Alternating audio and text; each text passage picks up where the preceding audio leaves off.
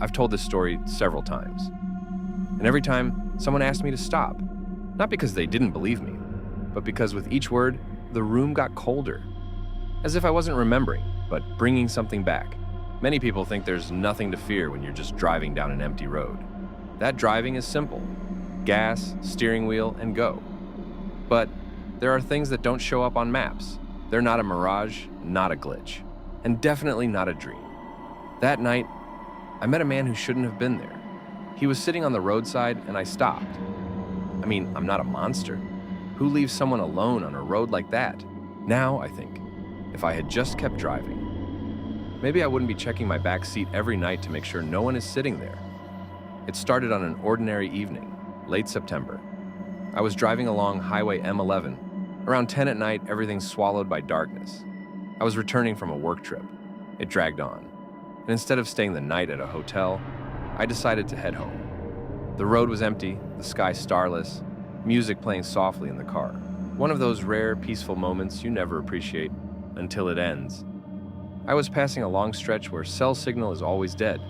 Thick forest on both sides, streetlights only every couple of kilometers. The pavement was dry, the car reliable. Nothing hinted at what was coming. And then I saw him. He stood by the roadside. At first I thought I imagined it, but no. The silhouette was clear. A man, jacket, hood, one arm raised. I slowed down, drove a little past him and stopped. While reversing, I noticed he hadn't moved. That already felt off. But I thought, maybe he was scared, cold. I rolled down the window. Everything okay? Need a ride? He approached slowly, very slowly. Step, pause, step, pause. Like he was checking if I really saw him. He didn't speak right away. If you don't mind, just to the fork. I'll go the rest alone. His voice was calm, raspy, but more than anything, tired. Like he hadn't slept in weeks. I nodded. He got in, closed the door, and the ride began. One I now replay in my head every single night. We drove in silence. 5 minutes, maybe 7. I turned on the radio just to cut through the graveyard quiet. But after a few seconds, he softly said, "Better, no sound. The voices get in the way." I didn't get it. Asked, "What voices?" He turned to me, not abruptly, not threatening, just looked and said, "Doesn't matter." I turned the radio off and started watching him in the rearview mirror. He sat straight, hands on his knees, no fidgeting, no turning his head, just staring ahead, like he knew the road, even though I was sure no one ever picked him up here before. This stretch of highway is isolated. I tried to lighten the mood. "You've been waiting long? I almost didn't see you." He paused, then said, "Yeah, too long. I don't even remember. Who stopped last?" That line. It didn't sound like he meant days. It felt much longer. The air in the car felt heavier, almost thick. The headlights seemed dimmer. The forest on both sides, pressing in. I blinked and noticed the temperature had dropped sharply. I looked at the dashboard. Just 5 degrees. Earlier it was 15. "You're not cold?" I asked. He didn't answer. Just slowly turned his head toward me and smiled. Not like someone happy to chat, more like someone who heard something very funny that I wasn't meant to understand. I felt the need to speak, break the silence. Because if we kept driving like that, I was going to snap. "You said the fork? It's about 10 kilometers from here." "No," he interrupted. "Closer." "Well, maybe you're mistaken. I know this road." He turned again, same slow motion. "You're not the one driving." I flinched. That hit too close. As if he knew something about me. Too much. The next 5 minutes felt endless. I sensed it. He wasn't just a passenger. Not even a person, something else. I almost stopped, ready to tell him to get out. But then he spoke. "You know," he began, "people forget. Always forget." Forget what? Those who didn't arrive, who took the wrong turn, who picked up someone they shouldn't have. My fingers trembled on the steering wheel. He kept talking. But the road remembers, especially the places where something stayed behind, where you can still hear the seatbelt creaking, even when no one's wearing it. I couldn't take it anymore. I slammed the brakes, pulled over. "That's it," I said. "Out. I don't know who you are, but this is where you get off." Silence. He didn't move. "You hear me?" He slowly reached for his seatbelt, unbuckled it, looked at me, and said, "Too late." He got out. Door closed. I looked in the rearview mirror. An empty road, a completely empty road. He got out. I saw it. He shut the door. I watched him walk away, but now, nothing in the mirror. No one outside. I stepped out. Walked around the car. Nothing. No footprints, no rustling in the bushes. Like he was never there. I got back in and saw the temperature had dropped again, -1. What? I tried to start the engine. It sputtered, then died. Tried again and again. Nothing. Condensation covered the windows, and I heard it. A soft, dragging sound, like a finger slowly moving across the rear window. I turned around. No one, but on the glass, a message, written from the inside. "You took the wrong turn." I jumped out, ice in my veins. Turned around, the forest, but the forest had changed. The road was gone, not just in the dark. It physically didn't exist. I stood on a narrow strip of asphalt that ended just a few meters back. Beyond it, a black, endless wall of trees. I shouted, "Hey, who's there? Where am I?" No answer, only wind. But in that wind, there were voices, whispers, multiple, at once. You were needed. You chose. Now you're here. I ran anywhere into the dark. Trees closing in, branches tangling overhead, the road vanished. Then, an opening. I burst into a clearing, old cracked pavement, like an abandoned rest stop. And in the middle, a car. Mine, but I just left it. I stepped closer. Same dents, same bumper stickers. But someone was inside. I leaned in. It was me. Sitting, staring ahead, hands on the wheel. Frozen, I watched myself. The version of me before he got in. Then, a soft push on my back. I turned, no one. Looked back at the window. Now I saw he was there. Passenger seat, smiling, saying something. I couldn't hear it, but I saw myself nod, start the engine, drive off. The car passed through me, not physically, but like I didn't exist anymore. And I was left behind, on a road that doesn't let go. I realized I had once been the hitchhiker for someone else, and someone before that. This road, it isn't a path, it's a loop. Those who pick someone up become the ones waiting next. And if you're ever driving down a highway and see a lone figure by the side of the road, don't stop, please. Don't stop.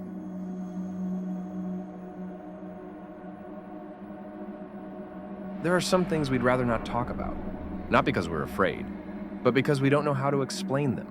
You might not believe in reincarnation. You might laugh at the phrase past life.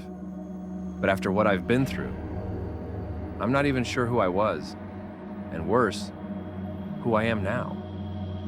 I'm not telling this story to convince you. I'm telling it to warn you, because one day you might hear words that can't be unheard, especially if they come from a child. I've kept a journal, 7 years, every single day. I need it.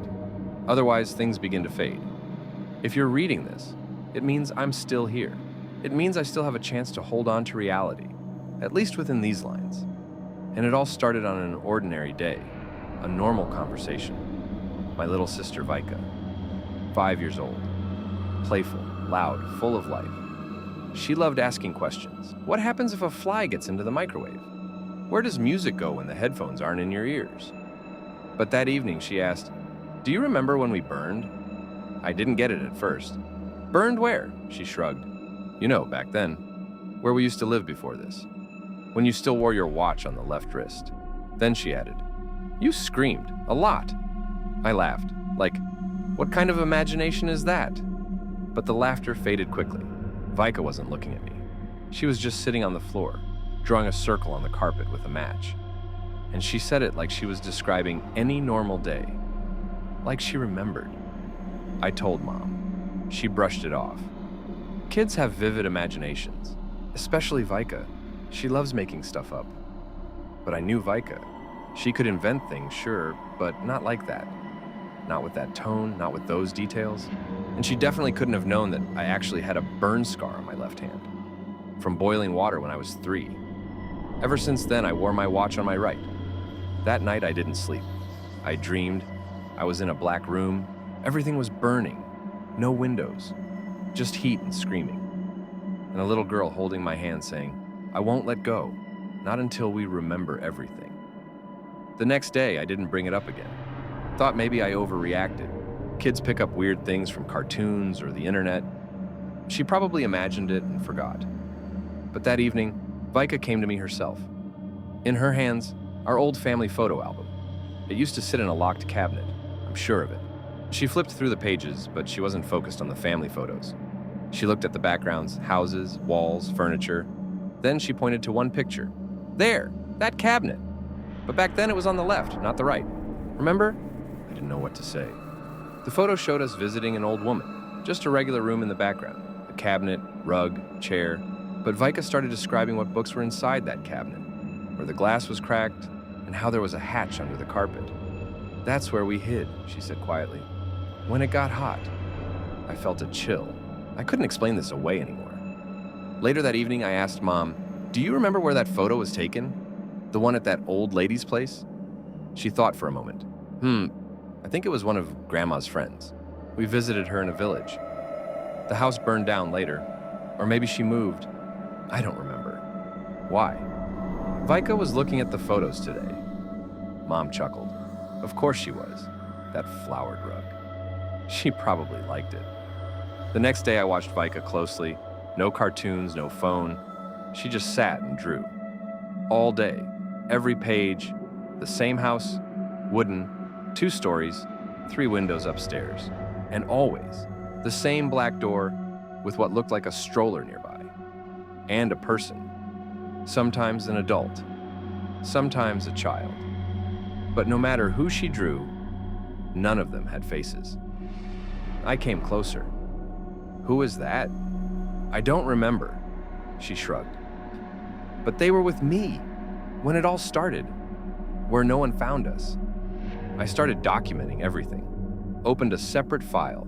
Every phrase, every drawing, I recorded, cross-referenced. I could feel it. This wasn't imagination. A few days later, Vika woke me in the night.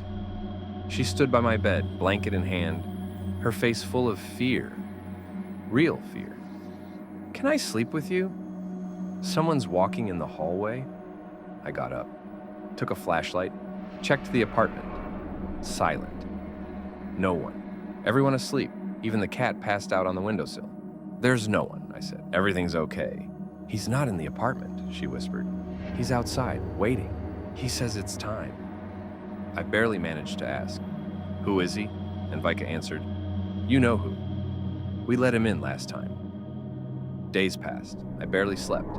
Every night, the same dream, the same house, the same hallway, the same shadow waiting by the door for me to step forward. I never told Vika. But the next morning, like she'd read my mind, she asked, "Did you go back there again?" I nodded. She simply said, "Me too." Her drawings changed. Now they were in color.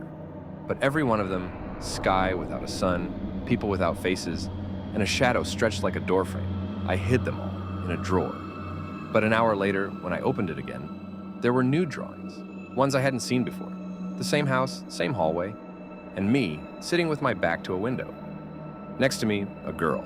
In the background, a black door with a caption, "You weren't supposed to forget." I started digging. For real. Internet, archives, old news, fires, accidents, disappearances, villages, old houses. And after 2 hours, I found it. A house. Identical. A photo from before the war. Dates erased, but the details matched. Fire. 2nd floor. Several children found unconscious. And the article's caption, "They don't remember how they survived." But one thing wouldn't leave me alone. In the list of victims, there were 2 names, and one of them was mine. I sat down with Vika for a serious talk. We sat in her room. I began, "Listen, you say you remember the house, the people, the heat, that we were there, before this life, but that's just It was real, she interrupted. You just started forgetting faster. I said nothing. They're calling, she continued. Not because they're angry, but because we have to finish. Finish what? What we didn't have time to. First, remember, then go back, because they're still waiting for us. That night, I woke up to rustling on the floor in the hallway. I left my room, saw a shadow slip around the corner. I grabbed my flashlight, walked through the house, and saw that all the doors were slightly open, even the ones that were always locked, even the closet. There in the dust, I saw footprints, small, bare, and one larger, deeper. I shut the door, tight. But a second later, someone knocked from inside, softly, rhythmically. 1. Pause. 2. Pause. 3. I didn't open it, just stepped back and sat down, heart pounding. And then I heard Vika's voice. He remembered. Since then, everything changed. She barely speaks now, only draws. On the windows, on the floor, on the walls, and me. I'm no longer sure this is my life, that this is my room, that this is my reality. Sometimes I see others, standing outside, staring in through the glass. And I know they remember too. They just don't say it. If you've listened this far, you still have a chance. But if a child ever looks at you and asks, "Do you remember how we died?" Don't answer. Just don't answer. Some things are better left unknown, but I'm tired of staying silent. If you're hearing this right now, it means you still have a chance to get out. But you must listen all the way through. Do not stop, no matter what. People who only heard the story halfway, they started seeing, then hearing, and then they disappeared. I warned you. Day 1. I wasn't planning to go there at all. It was just a gray, useless Wednesday. Work week, tired brain, total indifference to everything. Then Alex called. We hadn't talked in over a year. When I heard his voice, it sounded like someone was standing behind him. He spoke too softly, too fast. I need your help. Alex, where have you been? He's back. The house is open again. What the hell are you talking about? Pause. You were there. You remember? Under the stairs. And then he hung up. I dropped the phone. It had been 6 years since that summer. I'd sworn I would never think of that cursed house again. But those words, under the stairs. That night I packed a bag and left. Not because I believed, but because I had to be sure that house was gone. Day 2. The road took around 4 hours. Asphalt turned to gravel, then to dirt. My GPS stopped working about 30 kilometers before the turn. The villages around here had long disappeared from the maps, just the occasional pole and wires leading into nowhere. I turned down a forest path, relying on memory. Everything was too familiar, even the smell. A mix of old dust, damp wood, and something sweet. Sickly sweet. That was the smell in the basement when we were kids. When we found that passage, the house appeared suddenly, just standing there in the clearing, like it had been waiting the whole time. It hadn't decayed, hadn't collapsed. On the contrary, it looked maintained. The roof was intact. The porch boards looked new. Only the windows were the same. Dusty, fogged, staring in different directions. Like the eyes of someone sick, someone who doesn't recognize you anymore. I stopped a few meters away. The wind died. Even the birds went silent, just the rustling in the grass, like something crawling low to the ground. Alex? I called. My voice trembled. No answer. I didn't go in, I just sat on the front steps. And in my head, a single thought played on repeat. Why did you come back? The sun began to set, and in the final sliver of light when it hit the window glass, I saw a reflection. Someone was inside. Not Alex, not human. A figure. Tall, faceless. But something about it felt familiar. It didn't move, but I knew it was watching. It remembered me. Don't turn this off. You need to hear all of it. If you've already started, there's no going back. What comes next is the part I barely remember, because that's when the house began to close. Day 3. I didn't sleep. I just sat on the porch until dawn. Sometimes I thought the windows were breathing, like someone inside was exhaling warm air onto the glass, fogging it up. And for a moment, handprints would appear. I'd blink, gone. But it wasn't hallucination. I remember the sound, a soft hissing, like someone exhaling right into my ear.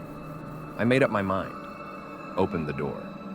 The creak was the same as in childhood, long, high-pitched, as if the house had noticed me. Inside, it smelled just like before, old dust, wood, moisture, and that same sickly sweetness, like rotten syrup. The layout was mostly the same, wooden walls, creaking floor, but the objects were wrong. There were photographs on the table. Only one of them I recognized. It was me, as a child.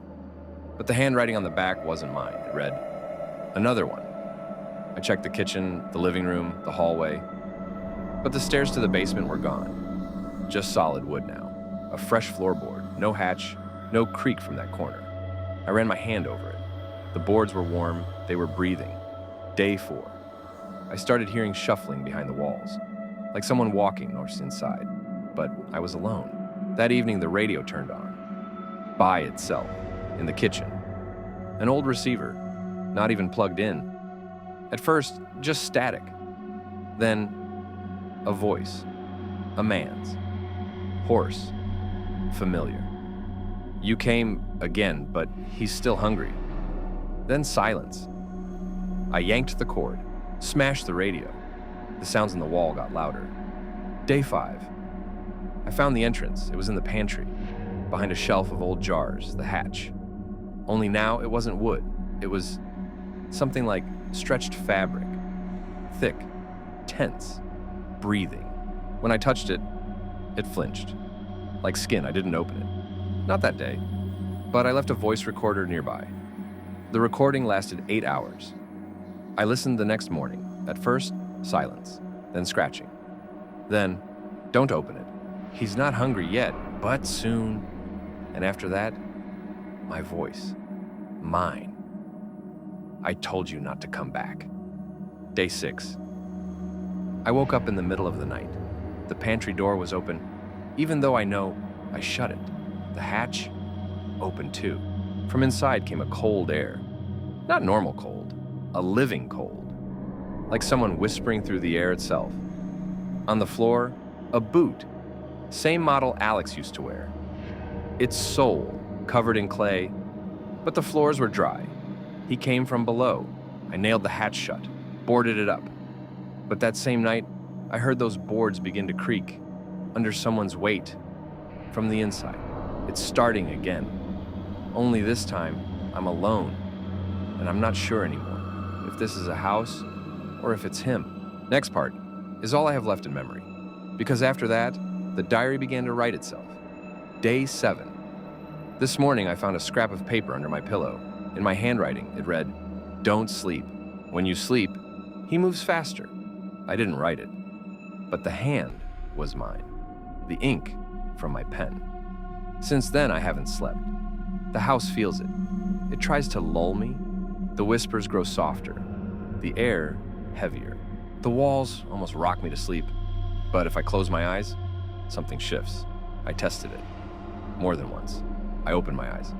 Objects are in the wrong place. The clock slows. Condensation forms on the bathroom mirror, like someone breathing from the other side. Day 8. I turned on my flashlight and went into the basement. Not because I wanted to, because it called. It wasn't a word, not a voice, just a thought, like a nail in my brain. Go. The basement had changed. It used to be tiny, pipes and shelves. Now, a tunnel, long, sloping downward. I walked for 10 minutes, never turned back. No cobwebs, no dust, no echo. But the floor shook, like someone had walked it just before me. Time stopped. My watch froze. All the windows in the house, pitch black, even in daytime. In one of the rooms, I found a tape, old, cracked, no label. I played it, my voice. You opened the door. Now you're part of the foundation. He builds the house from us. You are one of the rooms. I don't remember saying that, but I knew. It was true. I'm no longer alone. He's near. Sometimes, I feel him walking inside the walls. I hear the scratching of fingers under the floor. They're calling. But I don't answer. Not yet. Today I saw myself. At the end of the hallway, a man, identical. Same clothes, same posture. But his eyes, they held something I don't have anymore. I stepped forward. He did too. I stepped back. He stayed still. And then I realized it wasn't a reflection. It was the next me. The version the house was already building. If you're reading this, it means he hasn't reached you yet. Cover every mirror. Never stay in silence. And most of all, don't come back to this house. Because now, it remembers you. And it's still growing.